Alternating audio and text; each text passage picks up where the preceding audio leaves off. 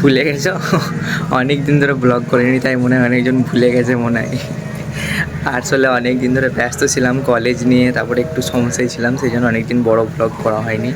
Time থাকতো কম, তাই একটু ছোটো ছোটো করে ব্লগ করে শর্ট ব্লগ আপলোড করতাম, কিন্তু বড় ব্লগে মানে কেউ আমাকে অনেক দিন করতে দেখেনি, প্রায় 2-3 মাস। তাই আজকে আবার নতুন করে স্টার্ট করছি।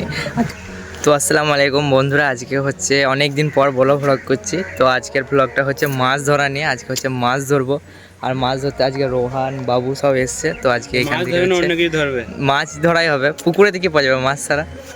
তো এখানেতে প্রিপারেশন চলছে মাছ ধরার জন্যে। আটা তৈরি হচ্ছে, দেখাচ্ছি আটা তৈরি কীভাবে হচ্ছে।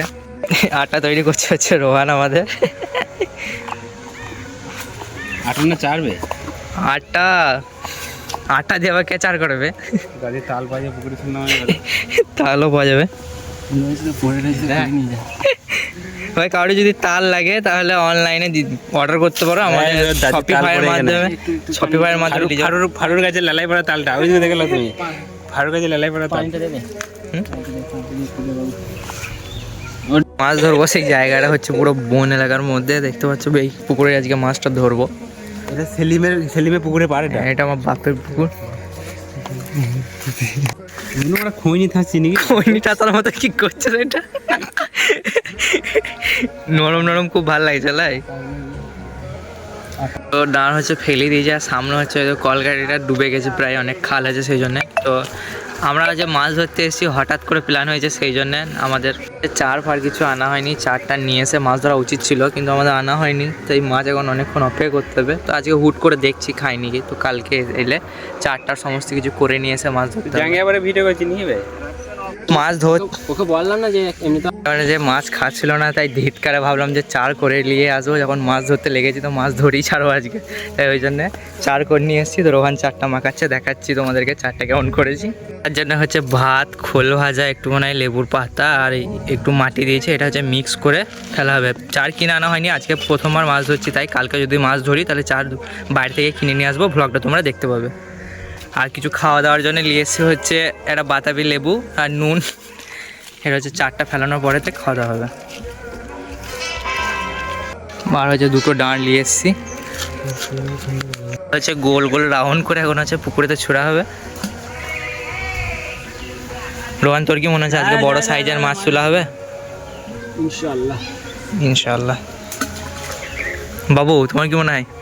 মাছ পড়বে না। মাছ পড়বে? তোমার মতো ছেলেগুলো লেগে তো আমাদের মানে মোটিভেশনটা নষ্ট হয়ে যায়।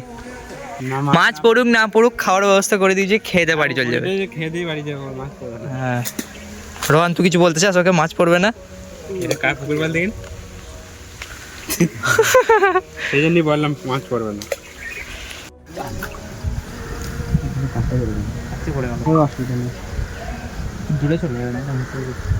গাইজ, আমরা একটা মাছ পেয়ে গেছি অলরেডি। গাইজ, তোমরা দেখতে পাচ্ছ একটা মাছ অলরেডি তুলে দিয়েছি।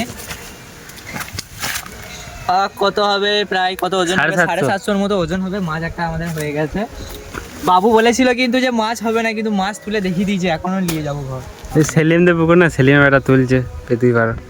এদিকে আমার একটা মাছ ধরা কমপ্লিট হয়ে গেছে, আর এইদিকে রোহান নুন লেবু দুটোই মানে পা ভরে নাই, নুন লেবু দুটোই কমপ্লিট করে নিয়েছে। এবার খাওয়া দাওয়া হবে।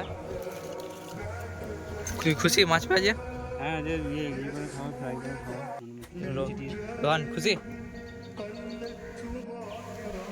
যা মাছ পর হয়ে গেছে, একটা মাছ পাওয়া হয়ে গেছে, এটাই শেষ।